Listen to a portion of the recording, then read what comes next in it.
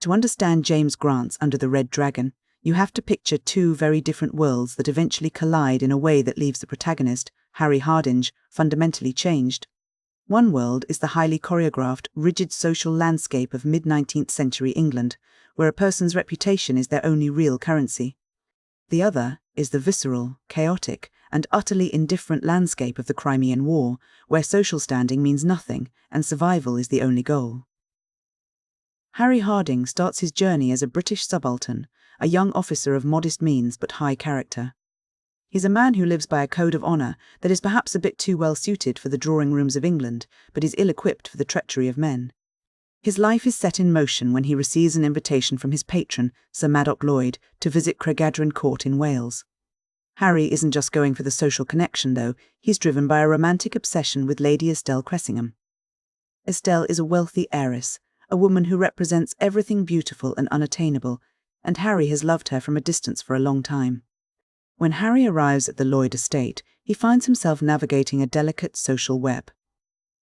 There's the steadfast and kind Winifred Lloyd, who offers a sort of quiet, steady presence, and then there's Hawkesby Guilfoyle.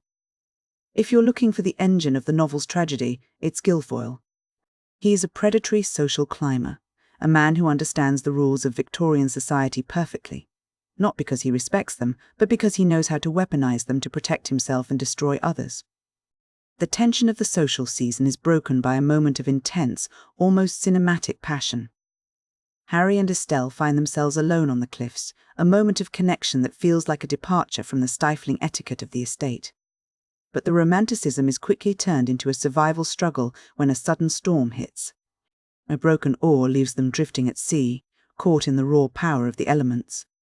They are eventually rescued by a local farmer, and in the quiet, shaken aftermath of that ordeal, the truth comes out. They confess their love and make a secret engagement, a desperate attempt to hold on to each other while protecting Estelle's fortune from the interference of her ambitious mother. But in this world, secrets are dangerous things.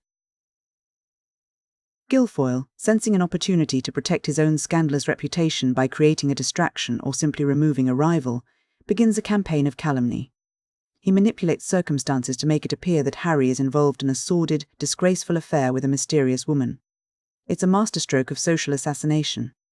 The scandal hits Estelle, shattering her trust and her belief in the stability of their connection. Driven by a mix of fear and social pressure, she flees to London and marries the wealthy Viscount Pottersley, leaving Harry not just heartbroken, but socially disgraced. This is where the novel takes a sharp, jarring turn.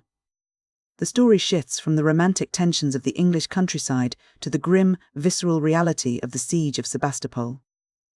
Harry is deployed to the Crimea, and the transition is jarring for the reader. The refined manners of the Lloyd estate are replaced by the mud, the blood, and the psychological grinding of trench warfare. In the trenches, the civilized veneer of the officer class is stripped away. Harry experiences the constant, terrifying bombardment and the crushing weight of watching friends die. We see this most clearly through Phil Caradoc, a carefree gentleman soldier and one of Harry's closest friends. Phil's death during the bloody assault on the Redan is a pivotal moment. He dies in Harry's arms, and it marks the definitive end of Harry's innocence. The war doesn't just kill people, it kills the versions of themselves that they were before they arrived. As Harry navigates the horrors of the siege, his past begins to catch up with him in unexpected ways. He encounters Guilfoyle again, but the social climber has undergone a different kind of transformation. He has defected to the Russian side. Through this encounter, Harry also discovers the human cost of Guilfoyle's earlier manipulations. The woman who was once used as a pawn to protect Guilfoyle's reputation has died in absolute poverty. It's a stark reminder that while the war is fought with cannons, the real damage is often done by the quiet cruelty of social maneuvering. During this period, Harry also finds himself in Yalta, where he is taken in by the Volhonsky family. This part of the book provides a strange, surreal contrast. The luxury and spirited energy of the Russian elite, represented by the seductive and passionate Valerie Volhonsky, offer Harry a dangerous distraction. Valerie is a woman of intense charm, and for a moment she offers him a way to forget the grief he carries for Estelle and the trauma of the front lines.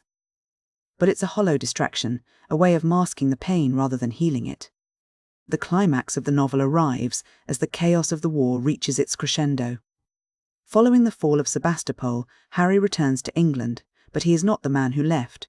He is physically broken, having lost an arm in the conflict, and he is haunted by the ghost of his former life. He is plagued by memories of Estelle, only to be met with a vision, almost a dream-like realization, that the life she chose, the life of status and the Viscount, was ultimately hollow and superficial. The very things he once thought were essential, social standing, wealth, the preservation of reputation, are revealed to be illusions. The novel concludes with a significant jump in time, 15 years after the smoke has cleared. We find Harry living a quiet, domestic life at Craigadarin. He has found a sense of true stability and peace, but it's not the romantic, high-stakes passion of his youth. He is living with Dora Lloyd, having traded the volatile, consuming passions that once defined him for a life of meaningful, steady companionship. When we look back at the arc of Harry Hardinge's life, a few major themes emerge. There is a recurring motif of the moth and the candle, the idea that characters are consumed by their own intense passions or their desperate social ambitions. Estelle was consumed by the need to maintain her status and her fortune, and in doing so, she lost the very thing that might have given her happiness. Guilfoyle was consumed by the need to protect his own image, becoming a predator in the process. Even Harry's early love for Estelle was a kind of consuming fire that nearly destroyed him. There's also a profound commentary on the duality of love. The novel sets up a contrast between the high-stakes, almost overwhelming romanticism of Harry and Estelle against the steady, selfless devotion represented by characters like Winifred Lloyd and eventually Dora. The book seems to suggest that while the former is more cinematic and dramatic, it is the latter that actually sustains a human life. A depiction of war, in the novel, is particularly striking for its focus on dehumanization. Grant shows how prolonged combat and the sheer scale of the carnage at Sebastopol strip away the illusions of Victorian civilization.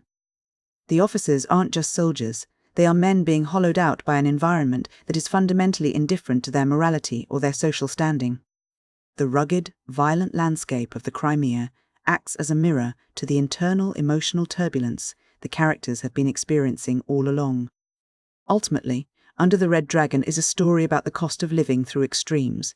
It's about the movement from the idealism of youth to the hard-won wisdom of age.